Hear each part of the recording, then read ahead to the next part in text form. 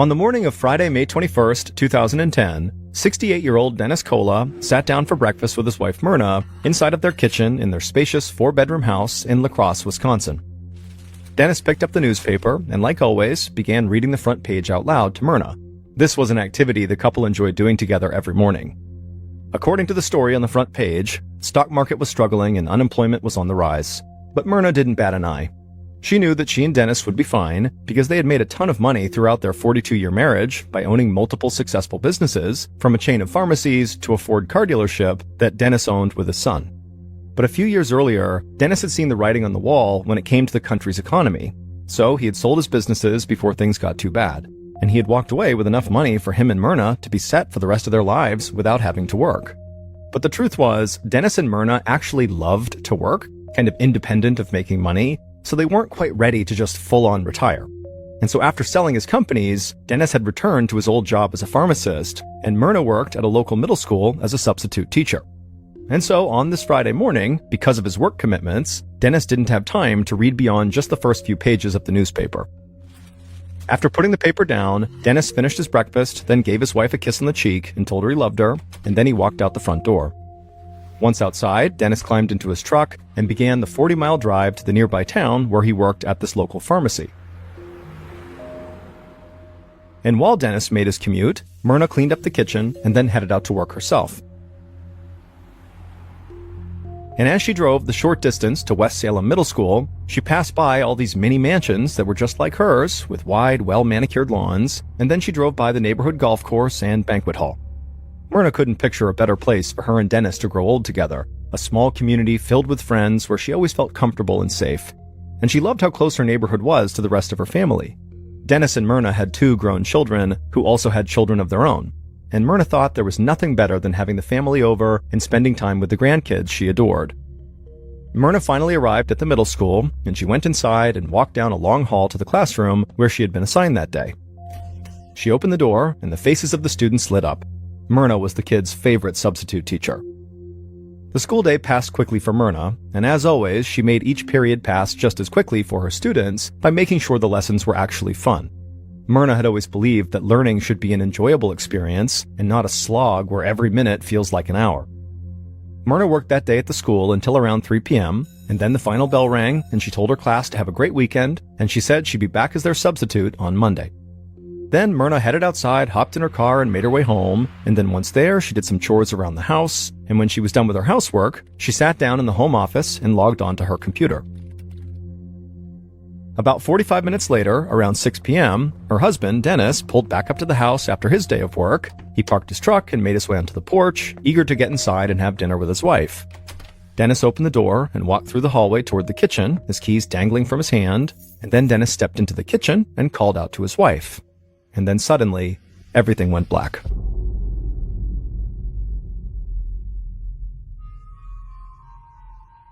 Three days later, on Monday at 7:50 a.m., the morning bell rang at West Salem Middle School, marking the beginning of the official day.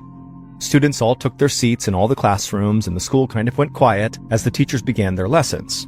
That is, in every classroom but one. In that one classroom, the chair behind the teacher's desk remained empty, and so the students in that classroom just remained standing up and chatting with each other, aware of the fact that their teacher was not there, but not that worried because they liked having some extra time. However, these students' obvious restlessness caught the ear of an administrator who happened to be walking by the classroom. And the administrator stepped into the room and asked what was going on, and the students said their substitute teacher still hadn't shown up. Concerned, the administrator told the students to wait quietly, and then he returned to the front office to double-check the schedule. This was the class that Myrna Kola had been assigned to teach that week, and apparently she had just not shown up for work and didn't tell anybody. The administrator pulled up Myrna's file and dialed her phone number, but no one answered. So the administrator checked Myrna's emergency contact info, and he found it was her son, Eric. Eric Kola was home with his wife when he got the phone call from the administrator. Eric told the administrator that he had no idea why his mom wouldn't show up for work, but he told him he'd try to get in touch with her and report back as soon as he could. Eric hung up and dialed his mom's cell phone, but it just rang and rang until it went to voicemail. So Eric called his father, who at this point in the morning would have been in his truck on his way to work, and so in theory would have been ready to receive a phone call, but he too did not answer his phone. After both parents didn't pick up, Eric turned to his wife, looking concerned, and said something wasn't right, that this was totally out of character for his parents to just go completely incommunicado. And so Eric called his sister, Cindy, and asked her if she had had any contact with their parents, but Cindy said that she hadn't talked to them since before the weekend. After Eric ended this call, he told his wife that he was just going to go to his parents' house to see what the heck was going on. And about 10 minutes later, Eric slowed his truck to a stop in front of the house, and he saw his dad's truck was out front. Eric parked, walked up the driveway to the side of the house, and he looked into his parents' 3-car garage. And he could see his mother's car, a Mountaineer, was also parked inside, so his parents had to be home. Eric opened the garage with the opener his parents had given him, he walked past his mother's SUV, and then he opened the unlocked door to the house and stepped inside. And as he walked towards the kitchen, he saw his father. Dennis was lying there, motionless on the kitchen floor. Eric ran to his father, and he saw there was a pool of blood all around him. Eric got down on the floor and grabbed his dad's leg, desperately trying to shake him awake. But not only was Dennis unresponsive, his body was totally stiff. And so in a panic, Eric grabbed his phone and dialed 911, and when the operator answered, he told them as best as he could what he had seen, and the operator, who was very calm, asked Eric if anyone else was in the house. And so Eric, who didn't know, began walking down the hall, and when he looked into the office, he cried out. There was his mother, slumped over the desk at the computer. Her skin had turned purple. The operator calmly asked Eric if his mother was still breathing, and Eric replied that no, she wasn't, that both of his parents had to be dead.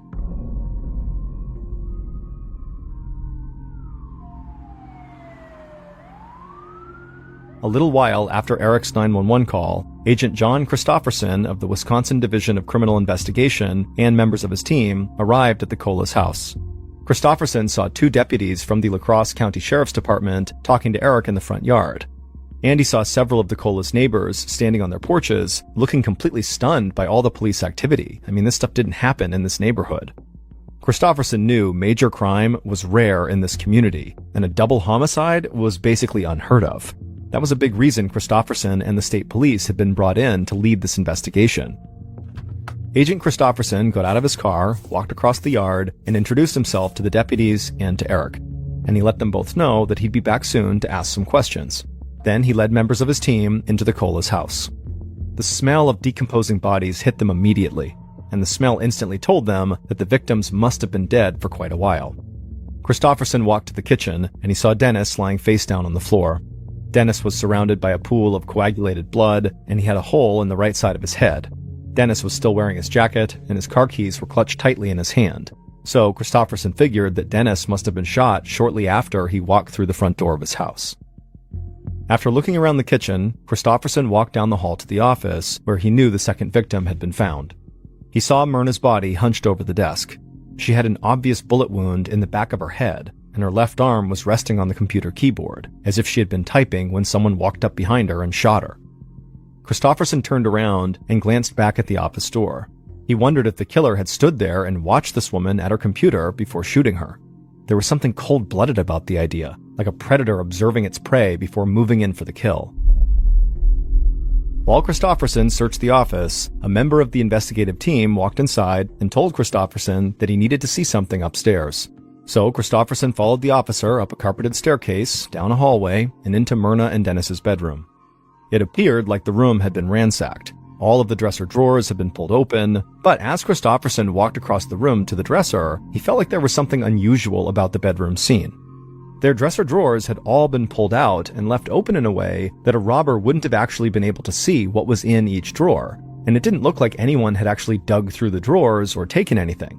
So Christopherson wondered if maybe the killer had tried to stage the room to look like a robbery, even though that's not what it was. Christopherson continued to walk around the room, and he quickly found pieces of Myrna's very expensive jewelry just sitting out, untouched, so that only added to his suspicion that the apparent ransacking in the bedroom really had been staged. Christopherson finished searching the room, and then made his way down the hall to an upstairs guest room. This room looked untouched. But then, when he opened the door to a walk-in closet inside of this room, something immediately caught the agent's eye. It was a .22 caliber rifle propped up against the wall. Christopherson looked up, and he saw, on a shelf right above the rifle, was an opened box of ammunition. He kneeled down to look closer at the rifle, and he noticed there was an indentation in the carpet nearby that was about the same size and shape as the butt of the gun.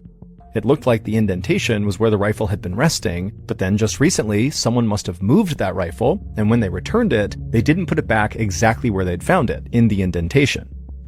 Christofferson had a member of his team bag the rifle and the box of ammunition and book them into evidence. Then Christofferson headed downstairs and outside and joined the deputies who were talking to Eric. After telling Eric how sorry he was for his loss, Christofferson said, "Look, I have to ask you right now about what you know, because this is a murder investigation and this needs to move quickly." And so he asked Eric when was the last time he saw his parents alive. Eric said it had been Thursday night, so 4 nights earlier. He had stopped by the house to help his mother do laundry and to help his father replace some boards out on the deck. And before Eric left, Eric told Christofferson that his father had said to him, "I love you, son." And Eric had said back, "Yeah, I love you too, Dad." He said that was the last time they actually spoke. Eric did tell Christofferson that weekend he had tried calling his parents to invite them to a cookout, but they didn't pick up, so he left a voicemail, and his parents didn't call him back, but he didn't think it was that big of a deal because he knew his parents had plans with friends that weekend. After hearing this, Christofferson asked Eric if he knew of anyone who might have access to his parents' residence. Eric said he couldn't think of anyone specifically, but he did say his parents often kept their doors unlocked. This didn't really surprise Christofferson because that's how safe this community was. But now he wondered if maybe someone had exploited that sense of security and just slipped inside the house through an unlocked door.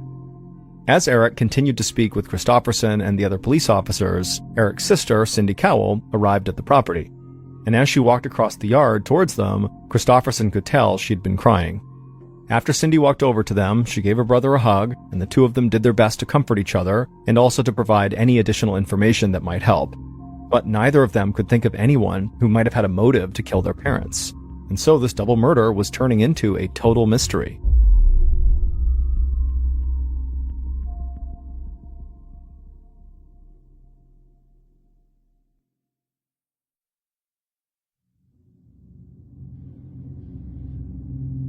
The next day, the medical examiner performed autopsies on Dennis and Myrna, and the results were far from surprising. Each had been shot in the head. But there was an important detail. The bullet that had struck them in the head was a .22 caliber bullet. And this was an important detail for Christofferson because it was the same caliber bullet used in the rifle he'd found in the upstairs bedroom closet. And that rifle had clearly been recently moved because of that indentation he saw in the carpet. And Christofferson thought that if that rifle was the murder weapon, then the killer had to have known Dennis and Myrna well enough to know where they kept that gun. Christofferson wanted to develop a timeline of the Colas' last day. However, the autopsies did not pinpoint the exact times of their deaths, so he still wasn't even sure what day they had died. But one thing he did know was that Myrna had clearly been using her computer when she was killed, so his team sent Myrna's computer to a forensic data lab where the hard drive could be analyzed for timestamps. And this data revealed that Myrna had begun using her computer at exactly 5:14 p.m. on Friday, May 21st, and her very last keystroke was made at 5:41 p.m. that same evening. And so Christofferson believed that 5:41 p.m. on May 21st was the exact time of Myrna's death. Then Christofferson, using this information, figured out when Dennis had left work on that day and how long generally it would take Dennis to drive back home. And based on this, Christofferson concluded that Dennis most likely got home around 6 p.m. So he estimated that Dennis's time of death was about 20 minutes after his wife's death. So at this point, Christofferson knew that the Colas had very likely been killed in the early evening of May 21st, 3 days before they were actually discovered. And also, based on the timeline, whoever had shot Myrna had very likely waited inside of the house to then kill Dennis when he walked inside. Christofferson knew that Dennis and Myrna were well off financially, and they had multiple investments and life insurance policies with very big payouts, so money had to be considered as a potential motive. And investigators soon learned that the beneficiaries of Dennis and Myrna's life insurance policies were their kids, Eric and Cindy, and they stood to inherit over $700,000 each. And so obviously when you include the fact that Eric was the one who found the bodies, this made the kids highly suspicious. And so Christofferson decided he would speak to them both, but he would start with Eric. And so the day after the discovery of the bodies, Eric arrived at the police station and he sat down across from Christofferson inside of a small interview room. And Eric appeared to be very grief-stricken, but at the same time, Christofferson could tell Eric was eager to help. He spoke in a cooperative tone and never came across as defensive. And so the first question Christofferson asked Eric was, how was his relationship with his parents? Eric said he had always gotten along with both of his parents. He said his father was a great business partner because they worked at that car dealership together, and also they played golf together all the time. Eric said he also made a point to see his mother as much as he could and also help her out around the house because she refused to slow down even though she was almost 70. After that, Kristofferson asked Eric to walk him through what he did all day on Friday, May 21st, which is again the day that Kristofferson believed the two victims were killed. Eric said that day he spent the morning and afternoon doing what he normally did, day trading. Day trading is a form of securities trading where the trader buys stocks and other assets and then sells them the same day, taking advantage of price fluctuations that occur between the opening and closing of the trading day. And Eric would say he was actually a pretty successful day trader, often pulling in between $7,000 and $10,000 a month. The only downside being that it required him to sit at home on his computer for hours and hours on end.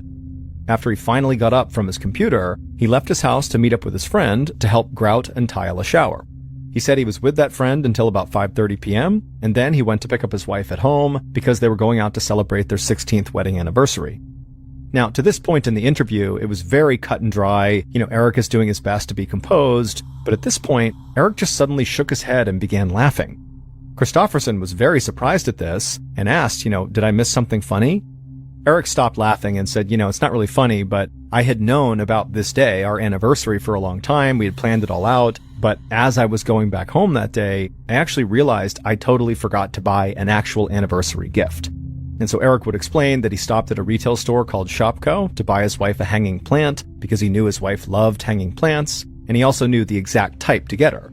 And so Eric said he went inside the shop and he browsed the store's garden center for a while, but he didn't actually see the plant that his wife liked. So he drove to a different Shopko location, and he did find the right hanging plant there. And he paid for it, and then drove home, and then he and his wife had gone out for their celebration. And then right after he said that, Eric looked like he had just remembered something out of the blue. And he pulled his wallet out, and he took out a receipt for this plant, and he slid it across the table to Kristofferson, saying that he had held on to this receipt in case his wife didn't like the plant, and so she could return it. Kristofferson looked at the receipt, and it did confirm that Eric had bought this plant at 6:15 p.m. at the Shopko. After that, Kristofferson asked Eric to wait in the interview room while he reached out to Eric's friend to confirm that they really had met up on that Friday to grout and tile the bathroom. And so Kristofferson got the friend's number, stepped into the hall, and gave him a call, and the friend confirmed that Eric had left his house around 5:30 that evening. And so at this point, Kristofferson concluded that based on Eric's timeline, he didn't really have enough time to have also driven to his parents' house to kill them, between leaving his friend's house and then getting that plant at Shopko. So Kristofferson did not think Eric was as likely of a suspect as he originally seemed. So Kristofferson walked back into the interview room and asked Eric if he could think of anyone at all, who may have had a reason to harm his parents. Eric hesitated, and then with obvious reluctance in his voice, he said they should look into his sister, Cindy, and her husband, Patrick. When asked to explain why, Eric said that Cindy had been having some very serious financial problems. She was living paycheck to paycheck, earning close to minimum wage, working for a collections agency. Meanwhile, her husband, Patrick, didn't work at all. They had a mortgage and other expenses, and Cindy had been borrowing money from their parents to help make ends meet.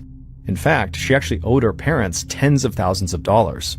And then also, Eric said that his sister's husband, Patrick, was just generally kind of a bad guy.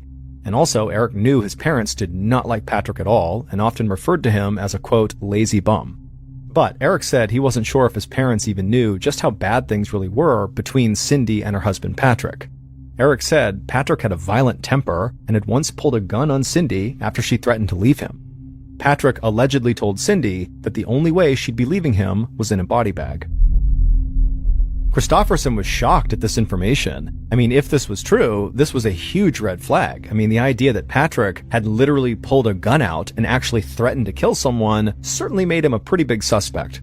But Kristofferson kind of tempered his reaction to this and just thanked Eric for coming in and speaking to him. And then after Eric was gone, Kristofferson immediately reached out to Cindy to set up a meeting. The following day, Cindy showed up at the station and joined Kristofferson in the interview room. And right away, Kristofferson could tell Cindy seemed very rattled and sort of nervous. But Kristofferson didn't react to that and just thanked her for coming in and reiterated how sorry he was for her loss. His voice was calm and friendly, and he told Cindy there was no reason to be nervous. This was just an interview, not an interrogation. Cindy nodded, but still seemed very nervous. Kristofferson began the interview by asking Cindy when was the last time she spoke to her parents. and Cindy said she had spoken to her father on Friday morning, so the day that Dennis and Myrna were killed. Cindy said during this conversation with her dad, she had talked about her and her husband's mounting financial troubles. She had told her father that she and Patrick had absolutely no money, and to make matters worse, the unemployment check that Patrick was expecting hadn't arrived yet. Cindy said her father had been sort of blunt with her that morning. He criticized her husband for not supporting her and their daughter, and then he told Cindy he would not keep giving her any more money. Cindy looked like she was about to cry. She told Christofferson that her father's rejection was so upsetting for her, and she felt like Eric was the favorite child, the golden boy, while she was just a disappointment to her parents. After that, Christofferson asked her what she had done the rest of that day after she had spoken to her father. Cindy said she'd been at work until about 4:45 p.m. She left the office and stopped at a convenience store to buy some groceries, and then she got home between 5:30 and 6. And once she was home, she spent the rest of the evening with her daughter and husband. Christofferson took down Cindy's work information and said that was all he needed from her for now, and that he would follow up if necessary. After the interview, members of the investigative team went to Cindy's office and obtained her punch cards. And the punch cards would show that yes, Cindy had clocked out at 4:45 p.m. Next, they drove over to the convenience store where Cindy said she had done her grocery shopping, and the manager of that store gave them access to the surveillance footage from that day, and it didn't take investigators long to find Cindy in the video, shopping in the store during the time frame she said she was. And so, just like with her brother, the investigators concluded that basically based on the timeline, there wasn't enough time for Cindy to have gone to her parents' house and killed them. But Agent Christofferson couldn't completely rule Cindy out yet. Even if she wasn't the one who pulled the trigger, what's to say her husband, Patrick, the man who apparently had, a temper and had previously drawn a gun on Cindy and threatened her life, who's to say he didn't pull the trigger? And also maybe Cindy was involved somehow with the murder, that she helped coordinate it for Patrick. But before Christofferson jumped to that conclusion and brought Patrick in and really drilled him hard on what he was doing on that day, he first wanted to check to see if Eric's description of Patrick was actually accurate. And what Christofferson learned was Patrick had apparently cheated on Cindy at some point, he abused drugs, and he had difficulty holding down jobs, and because he was currently unemployed, he had a lot of free time and not a lot of money. Christofferson also learned that Myrna did not like Patrick so much that she had warned Cindy that if she stayed married to Patrick, there's a chance that she would just deny her getting her inheritance, that basically Patrick could not touch this money, and that was the reason she wouldn't be getting it. And Patrick was definitely aware of this, and also he was aware that Cindy's parents were apparently about to cut them both off financially. And so it did seem like Patrick had more motive to want Dennis and Myrna dead than anybody else.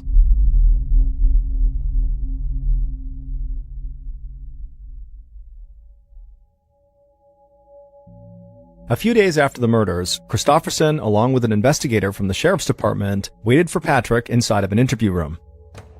Eventually, another officer led Patrick into the room, and Patrick sat down on the other side of the table. Patrick was very physically imposing. He was tall with broad shoulders, and he had short cropped hair, and he had spent some time in the Marine Corps. But once he was settled in his seat, he made it very clear that he wanted to help the investigators in any way he could. And the investigators actually couldn't help but look at each other really quickly, like they couldn't believe how soft-spoken Patrick seemed. I mean, this guy had this horrible reputation, and right now, he seemed like he was just very cooperative. But Christofferson knew looks can be deceiving, so he got right to the point, and he asked Patrick how he spent his day on Friday, May 21st, the day his in-laws were killed. And Patrick said in a very soft voice that he had spent the day just kind of hanging around the house by himself, watching TV and playing Xbox.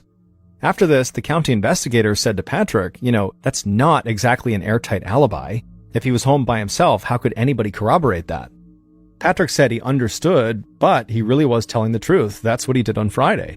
And then he also said he always had a great relationship with Dennis and Myrna, and he would never do anything to hurt them or to cause his wife any pain. At this point, Christofferson was nearly certain that Patrick was just lying, because basically everyone they had spoken to had said that the in-laws did not get along with Patrick. They called him the lazy bum, and they totally resented him and did not like him. So how could he possibly have a good relationship with them? And so Christofferson didn't waste any time. He leaned in and told Patrick that police had heard his relationship with the victims had been strained, to say the least, and so it seemed very likely that right now, Patrick was lying. Christofferson also pointed out Patrick's weak alibi and the fact that as a former Marine, he would know how to use a gun. Patrick didn't deny any of this and said he did own several firearms, but he said again that he really had been at home playing video games that past Friday, and he really didn't have anything to do with the murders. Christofferson told Patrick that they might have a better idea if he really was telling the truth if he allowed them to search his house. Patrick looked at both investigators, and his voice stayed calm and soft like it had the whole time, and he said yes, he would consent to a search of his home because he had nothing to hide. So not long after this interview, investigators did search Patrick and Cindy's house, and they would find multiple firearms which were confiscated. They also seized Patrick's Xbox and brought it into the crime lab for analysis. Investigators were able to see exactly when the Xbox game console was being used, and it did seem to confirm everything Patrick had said, because the Xbox had been used all day on Friday, suggesting Patrick really had been at home playing video games at the time Myrna and Dennis were murdered. And also, after closer analysis, the guns seized in Patrick and Cindy's house were not the same ones that fired the .22 caliber bullets that killed Dennis and Myrna. And so, just like Eric and Cindy, Patrick suddenly had a solid alibi. The following day, Eric walked outside of his house, he opened up his mailbox, and he found a single item inside. It was a plain white envelope with no postage on it. Eric took the envelope inside of his house, he opened it up, and he looked at the paper that was inside. And when Eric saw what was on it, his face turned pale and he started breathing heavily. His wife walked into the room and saw Eric staring at this note and clenching his jaw and shaking his head, and she asked him, "What's going on? What does the note say?" Eric walked over to his wife and just held the note out for her to read. And in strange, weirdly stilted handwriting were the words, "Fixed you." That's all it said. Fixed you. Eric's wife immediately picked up her phone and dialed 911. A few minutes later, a sheriff's deputy arrived at the house and took this strange note into evidence. And also the deputy noticed that Eric was incredibly rattled and could barely talk. In fact, the sheriff's deputy said it seemed like Eric could actually have a heart attack.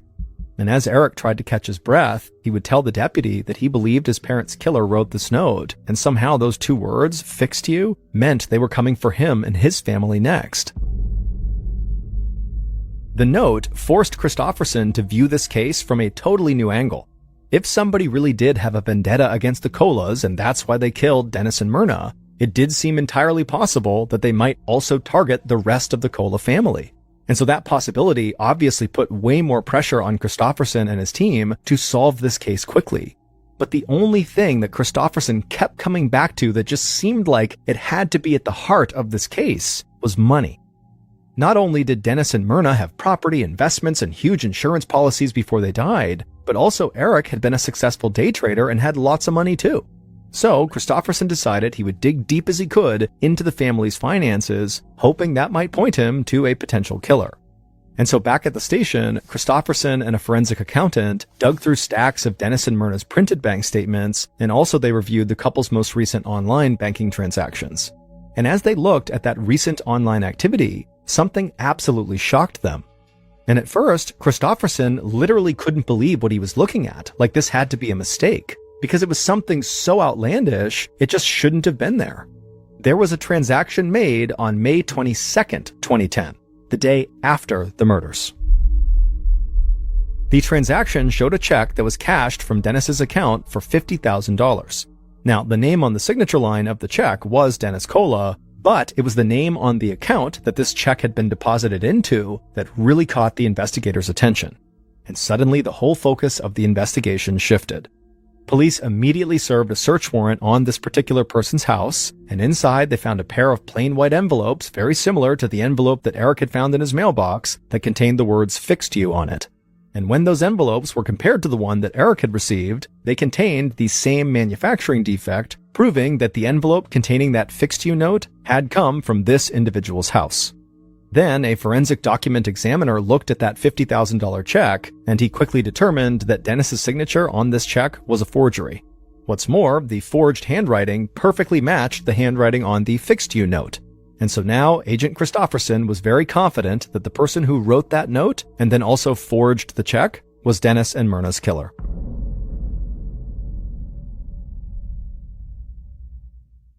Based on financial records, evidence from the crime scene, and interviews conducted throughout the investigation, here is what police believe happened to Dennis and Myrna Cola on May 21st, 2010.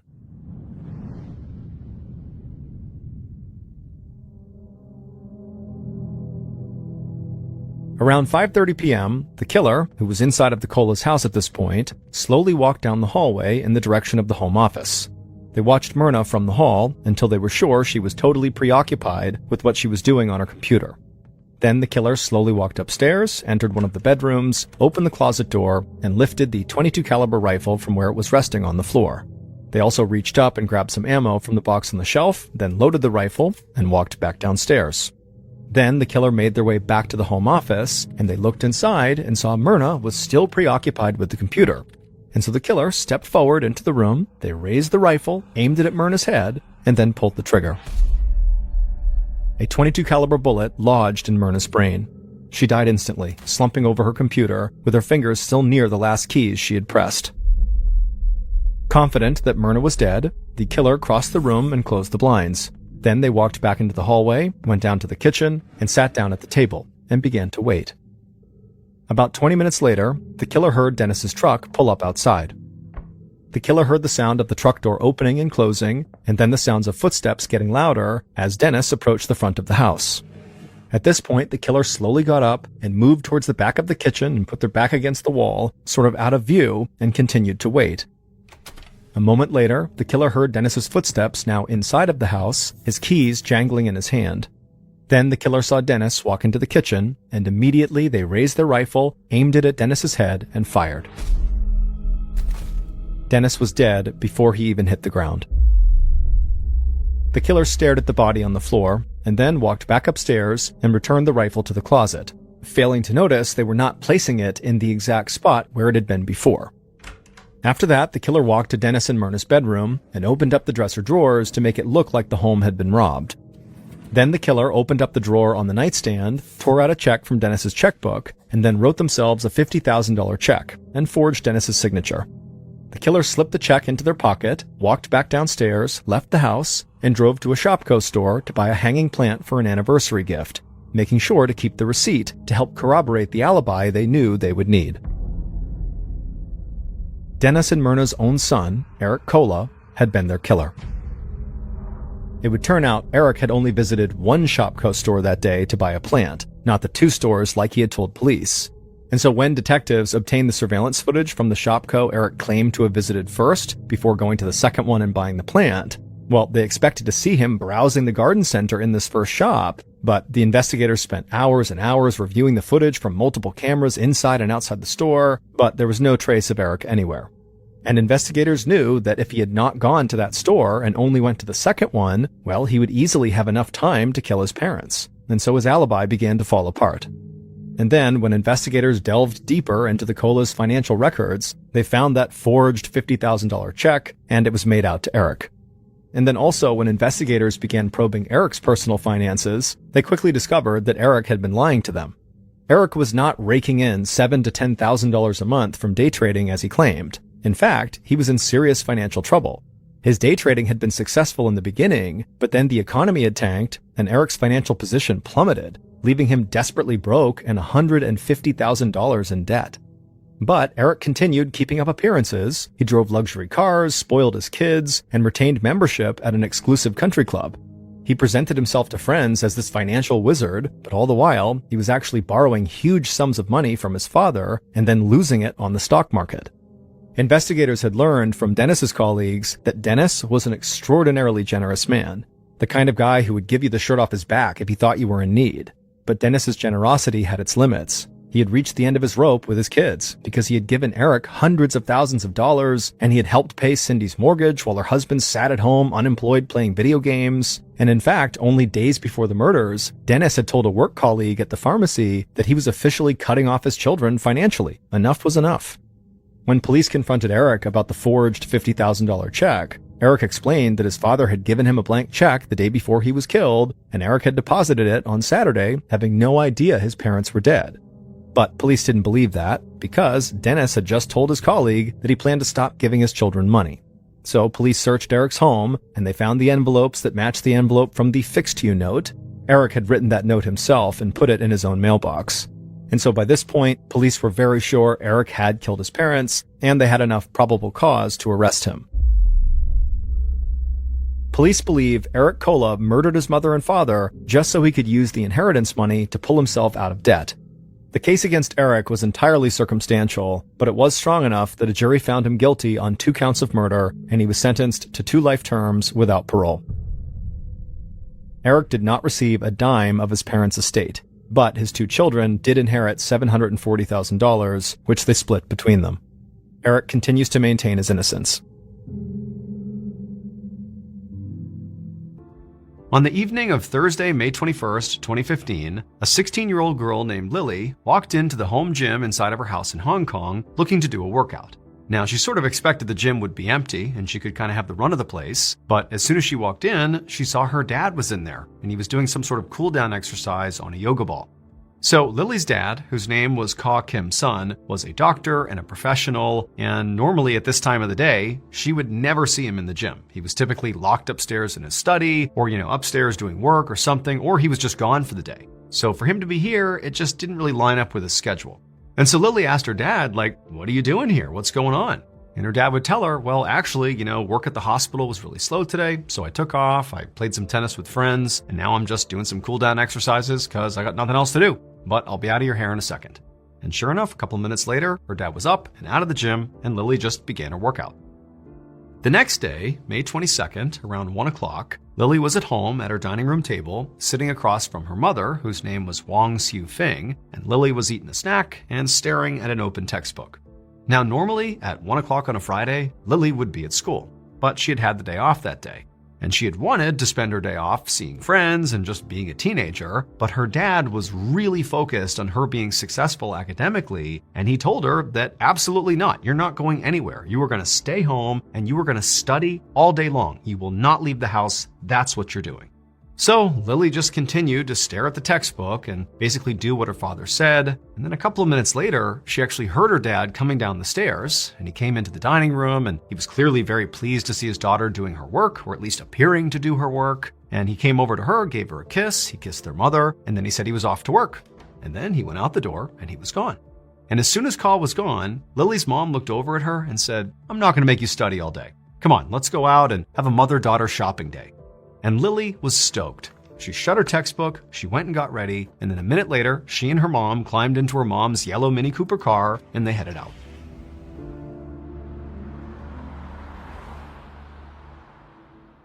About 2 hours later, around 4:15 p.m., a local jogger was running in the same neighborhood as where Lily and her family lived, and as they were running down the road, they noticed there was this yellow Mini Cooper car sitting on the side of the road, not moving, but it was still on. It was just sort of idling right there. And at first glance, it appeared there were people inside the car, but they weren't doing anything. They were just sitting there, not moving. And so the jogger was curious, and so they ran past and made a point to look inside the car, and they saw 2 women in the front 2 seats of this car slumped over. The 2 women were Lily and her mother. And so the jogger began to panic and banged on the glass to try to get the women to respond, but they didn't. And so a minute later, police were called. They dragged Lily and her mother out of the car. They were totally unresponsive. They were rushed to the hospital, but it was too late. They both died. The police would begin their investigation into their deaths by searching the yellow Mini Cooper car. And when they searched it, there really was nothing of note inside of it. I mean, the 2 women's purses were in the front of the car, there was some basic exercise equipment in the trunk, but the car was pristine, clean, not cluttered. I mean, there really was nothing in the car that gave away what could have happened to these 2 women. For the next 6 months, the police tirelessly looked for some lead as to what happened to this mother and daughter. They would interview all their friends and family. They would search their house top to bottom. They would basically take apart this Mini Cooper and look for, defects or flaws that maybe could have contributed to their death. I mean, they were looking everywhere, but it just didn't make sense. Nobody had any idea what happened to these 2 women. And so right as this case appeared like it was about to go cold, the detectives decided to just go back to the Mini Cooper and see if maybe, just maybe, they missed something. And sure enough, they had. It would turn out on May 22nd, 2015, the day that Lily and her mother died, Lily's father had told Lily to stay home and study, not because he cared about her academics. I mean, he did, but that day, the reason for this was not for that. Instead, he wanted her to stay home all day to protect her. When police originally searched Lily's mom's car, they found the 2 women's purses and also some basic exercise equipment in the trunk, specifically a deflated yoga ball. And at the time, the police didn't think anything of these items. They looked into them, they considered them, but they didn't seem to have any bearing on what happened to the women. However, it would turn out the yoga ball did have something to do with it. Specifically, 2 days before the women were found dead, that yoga ball was inside of Lily's home. It was in her home gym. In fact, when she walked into the home gym and saw her dad doing cool-down exercises and thought it was strange he was home right now, he was using that yoga ball. And Lily didn't think anything of it. But in reality, what her father was doing was not cool-down exercises. He had not just come home early and, had played tennis and this and that. In reality, he had taken that yoga ball to the hospital where he worked and filled it with carbon monoxide, an odorless, colorless, poisonous gas. And his plan was to put the yoga ball in his wife's car, unplug it, and now it's sealed and the gas is going to leak inside the car. And then when his wife got in the car and shut the door, she would effectively suffocate and die. He didn't try to kill his daughter, though. He wanted her to stay home and study, i.e. don't go with your mom and get in the car. But the mother defied the father, brought the daughter along, and then after driving for only a mile, the two women collapsed and died. Ka Kim's son was arrested and charged with 2 counts of murder. He was found guilty and sentenced to life in prison. He has never explained his motive.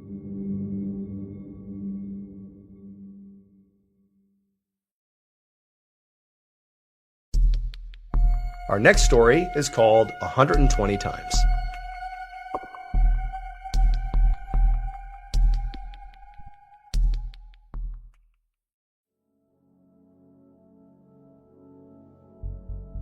In 2019, 21-year-old Samantha Josephson was a senior at the University of South Carolina. She was a brilliant student who aspired to be a lawyer. Specifically, she wanted to practice international law. And so in order to do that, she needed to be able to speak other languages besides English. And so during her college years, she had really leaned into Spanish and become quite good at it rather quickly. During her college Spanish studies, one of her professors was a woman named Daniela Jaimes. Daniela very quickly recognized in Samantha that she had this incredible intellect and work ethic and just knew she was destined for greatness. In fact, she compared Samantha to Amal Clooney, who is George Clooney's wife and is considered to be one of the most famous international lawyers ever. And so just out of a general interest to see Samantha succeed, Daniela offered to Samantha to kind of be there for her if she needed anything beyond just Spanish, that she was there to help her with law school applications, or if she needed advice on something, or if she just had ideas she wanted to bounce off of her, she would be available. And Samantha had taken her up on this offer, and by 2019, in Samantha's senior year, the pair had become very close, forming a sort of mentor-mentee relationship. Early that year, Samantha got accepted into her target law school, Drexel University in Pennsylvania. And so after telling her mother and father, Samantha ran to Daniela's office to tell her mentor the great news. And the two hugged and laughed and celebrated right there in the office. It was clear that everything was falling into place for Samantha, and Daniela was just very, very proud of her. A few weeks later, on March 29th, Samantha decided to go out with her friends for some drinks. Now, Samantha normally spent a lot of her time studying, even on the weekends, but since she was about a month away from graduation and she was already accepted to law school and really didn't have that much work since it was the end of the year anyways, she decided she could cut loose for that weekend. So she, along with her friends, head out to this downtown area called 5 Points, which is right near the University of South Carolina, and it's an area that's full of shops and restaurants and bars, so on the weekends it is packed with college students. Samantha and her friends hop from bar to bar, they're having a great time, and then around 2 a.m., the group found themselves in a bar called Bird Dog, and while they were there, because it was so crowded, the group of friends got separated. Now, initially, the friends were trying to reconnect with each other through texts and phone calls, but they were just really struggling to locate each other, and kind of in the middle of all that, Samantha decided that she was just too tired and didn't really feel like staying out any longer, and so she texted her friends and let them know that she was going to head back to her room. So Samantha leaves the Bird Dog bar on her own, she hops in an Uber, and she starts driving back towards her campus.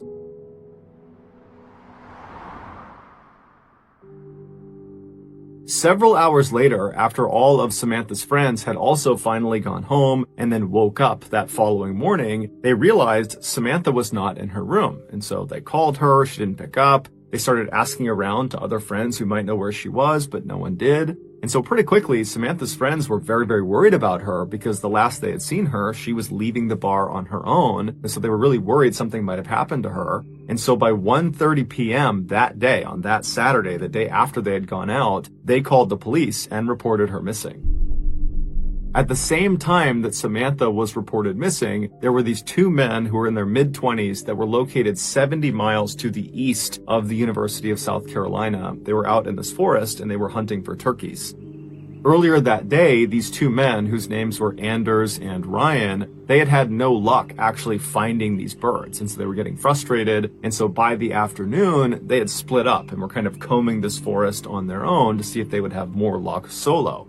And so Ryan, he posted up next to their truck, which was parked on this dirt road that was butted up against the edge of this big forest. And Ryan, with his binoculars, was scanning out across this field that butted up against the tree line of the forest. And he was kind of scanning the tree line, but he still was having no luck finding any turkeys. And then Anders, he actually had walked into that forest, which was right next to Ryan. And he was just kind of walking around looking for the birds as well, but he too was still having no luck. And so around 4:30 p.m., Anders, who's the one in the forest, he finally is just ready to admit defeat and leave empty-handed. And so he turns around and begins walking out of the forest in the direction of Ryan. And so at this point, he's maybe 100 or 200 feet away from Ryan, but the trees are very thick and they can't really see each other. And so Anders is just kind of walking in that direction. He's not looking for birds anymore, so he's not scouting around. He's just kind of looking straight ahead. And as he's walking, something catches his eye off to the left behind some trees. It was pretty far away, but he instinctively turned and looked, and he couldn't really tell what it was. It wasn't a turkey, but it wasn't anything that should have been in the forest. And so he decided he would go get a better look. And so he turned away from Ryan and went left and started cutting through the trees. And he kept walking until his view of this thing was no longer obscured by trees. And when he got a full look at this thing that had caught his attention, he stopped where he was. He yelled for Ryan, who couldn't see him, but he yelled for him to come into the woods and look at this. And as Ryan is running into the forest to see what's going on, Anders is pulling his phone out and calling the police. When the police finally show up, they find Anders and Ryan, and they're very shaken up, and they're sitting on the back of their truck on that dirt road where Ryan had been. And so the police pull up to them, they speak to them and get directions of how to get to what they saw inside of the forest. And then the police officers walk into the forest, they follow the directions, and before long, they're looking down at Samantha. 14 hours before her body was discovered, Samantha left the Bird Dog Bar and walked out front where there's lots of other students, and she walked to this corner of this road right in front of her, and she hailed an Uber. And then the Uber car pulls up, she hops inside, and then the car backs up and drives away. Except that was not an Uber car. That was a car driven by a 24-year-old named Nathaniel Rowland, who was not an Uber driver. He was a guy who had been driving around 5 Points all night, presumably to try to trick people into getting into his vehicle, believing it was an Uber. And finally, his plan had worked. He had pulled in right in front of Samantha. She thought it was her car. She climbed in without question. And then once she was inside, she couldn't get out again because the doors were child locked. There was no way to open them unless they were opened from the outside. Now, initially, Samantha wouldn't have noticed this. She just sat in the back seat, the car backed up, it started driving, except it didn't drive towards her campus. It drove the opposite direction. And the drive from this bar to the campus was only a couple of minutes long. And so even if she wasn't really paying attention, she would have recognized fairly quickly they were going the wrong way because, again, she's expecting to get dropped off within a couple of minutes. Now, we don't know what actually happened inside that car in terms of how Samantha actually handled this realization that he was taking her the wrong way. We don't know if she confronted him. We don't know if she tried to open the door and then realized it was child locked. We just don't know. All we know is that Nathaniel drove Samantha to some isolated area, most likely 70 miles to the east, near that forested area where her body was found. And then once he parked wherever he was, Nathaniel pulled out a knife and then leapt into the back seat of his car where Samantha was trapped, and he stabbed her 120 times. And then after he was finished stabbing her, it would take Samantha over 10 minutes to finally die. Within hours of dumping her body in the forest, Nathaniel was posting these normal posts on Facebook of him in front of his car and regular status updates, and he was having very normal interactions with his family and his friends, as if he was completely unaffected by this horrible crime he had just committed. Nathaniel was arrested within 24 hours of the discovery of Samantha's body. While he never offered any motive for the crime, it's believed he simply decided that night he was going to go kill someone. And so he just began prowling around for a victim, and unfortunately, Samantha was just in the wrong place at the wrong time. Nathaniel was ultimately convicted of her murder and was sentenced to life in prison.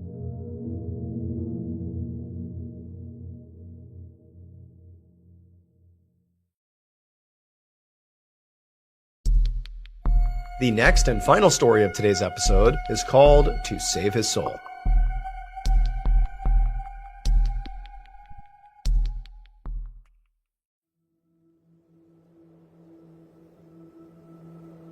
On the evening of September 17th, 2021, a 42-year-old preacher named Jason Thornburg was cleaning up his motel room in Euless, Texas, which is a small city between Dallas and Fort Worth. Jason was going to be hosting a small Bible study group in his motel room in a few minutes, and even though really it was not that dirty, he was really taking time to ensure it was as clean and inviting as he could possibly make it. So normally, Jason would host these Bible study groups at his house, but unfortunately, Jason's house burned down just that past summer, and he lost everything. But Jason was so committed to God and spreading the word of God that he still wanted to continue having these Bible study groups, even if it meant, doing it in this kind of crummy motel room. And so Jason walked around the room, picking up laundry and straightening up his bed, and then after kind of arranging chairs in a circle for the various participants he was expecting, he went over to a cabinet, pulled out some Bibles, and right as he was about to start placing these Bibles on each chair, he heard a knock at the door. And Jason was really excited because he knew that had to be someone who was here for this Bible study. And so he walked right over, Bibles in hand, to the door, he opened it up, and standing outside the door was this big guy covered in tattoos, kind of looking down at Jason, and Jason broke into a big smile. He was so happy to see this guy.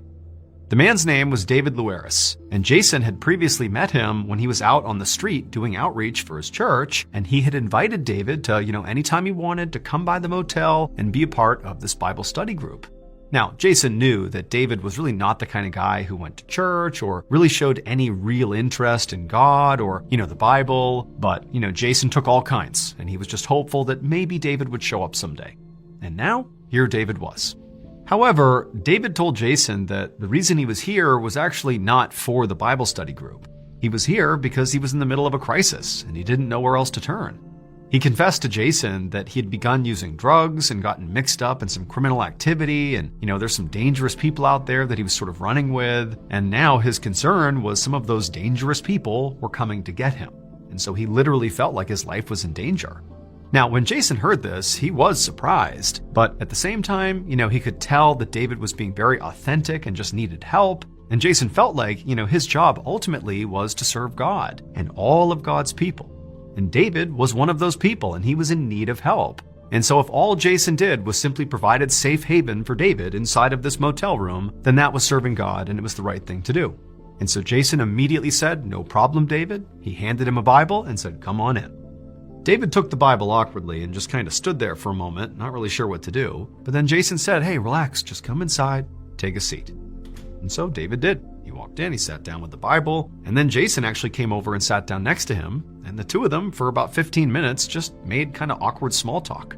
Jason could tell, David is completely on edge. He was staring at the door, which was now closed, and he just clearly was very anxious and paranoid, and Jason really wasn't talking about the Bible or God or anything. He was just, trying to calm David down and show him that this was a safe place. And then after about 15 minutes of this, when David had somewhat calmed down, and also by this point, nobody else had showed up for this Bible study group, Jason decided, okay, you know what, maybe I'll just begin the Bible study with David. It kind of gives us something to do. And so Jason got up, he locked the door, showing David that it's just going to be them, it's safe here. And he told David to go ahead and open his Bible to a certain page. And then the two of them just began reading the Bible together. And for hours, they just sat there reading the Bible, and Jason spoke to David about, teachings of God and how to lead your life in a way to serve other people. And, for the most part, David did completely calm down and seemed to really be embracing this Bible study. But eventually, despite how well this Bible study was going, it did need to come to an end at some point, at least in Jason's mind. And when he began to notice it was getting dark outside, he sort of began wrapping it up and he shut his Bible and sort of expected that David would take a hint and leave, but David didn't.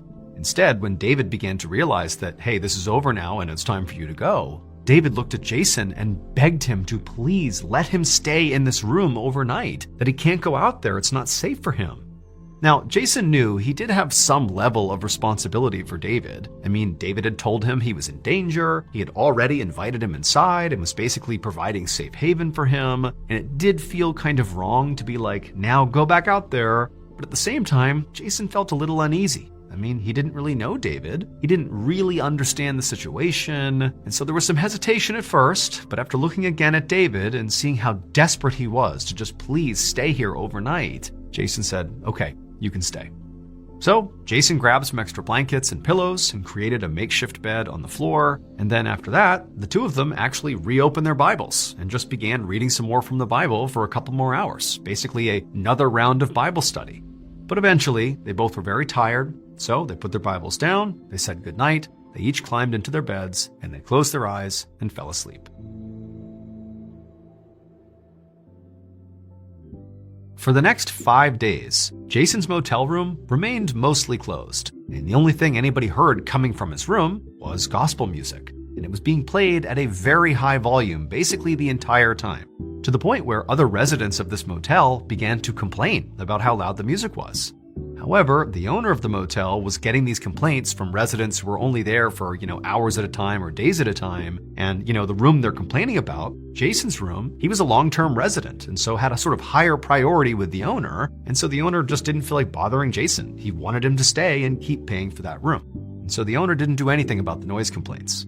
And also, the owner did know that his motel had sort of a seedy reputation. And so, generally speaking, he didn't really care too much about the music to begin with.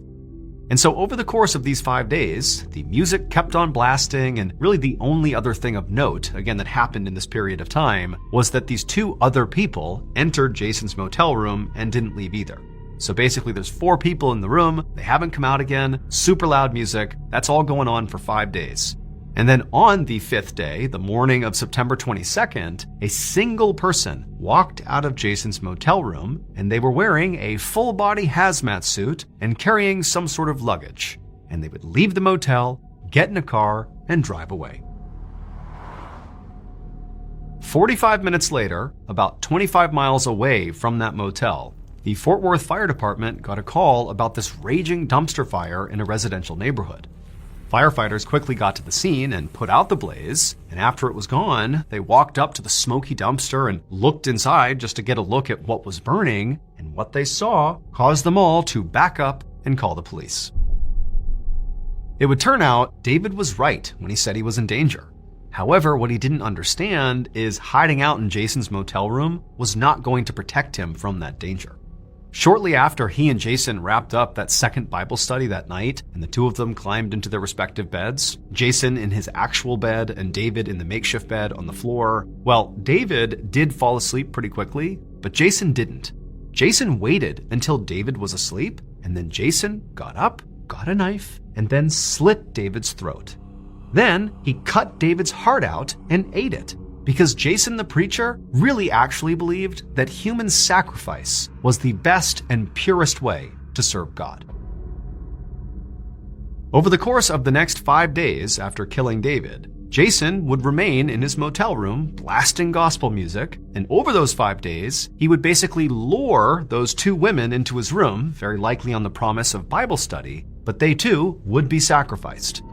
And then on the 5th day, the person who exited the motel room in the full hazmat suit was Jason, and that luggage he was carrying with him contained the body parts of the 3 people he had just killed. And he brought those body parts to that dumpster in that residential neighborhood and lit them on fire. And so when the firefighters put out the fire, what they saw inside were burned up bodies. Jason was arrested, and while he was awaiting trial, he confessed that David and the 2 women were not actually his first victims. He said that just a few years earlier, he had sacrificed his girlfriend, and that house fire that destroyed all of his belongings and prompted him to go live in this motel was set by Jason himself. because he had sacrificed his roommate and needed to get rid of the evidence. Ultimately, law enforcement was only able to show that Jason killed those 5 people, but there could have been more. Jason was found guilty of capital murder and sentenced to death. He is currently on death row in Texas.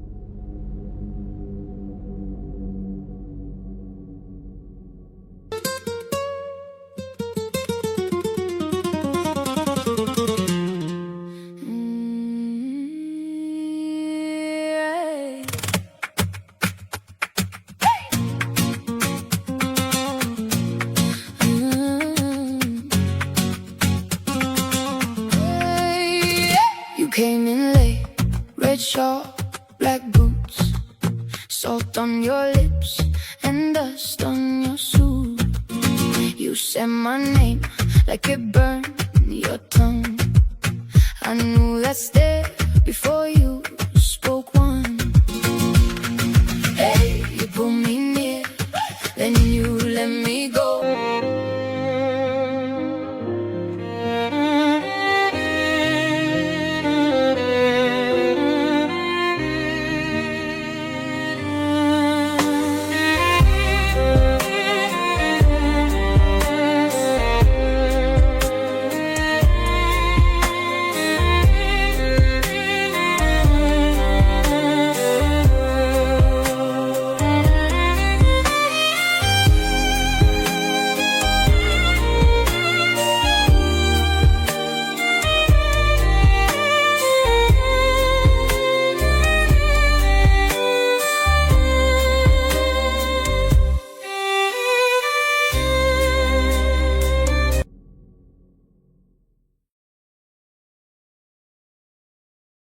A quick note about our stories. They are all based on true events, but we sometimes use pseudonyms to protect the people involved, and some details are fictionalized for dramatic purposes.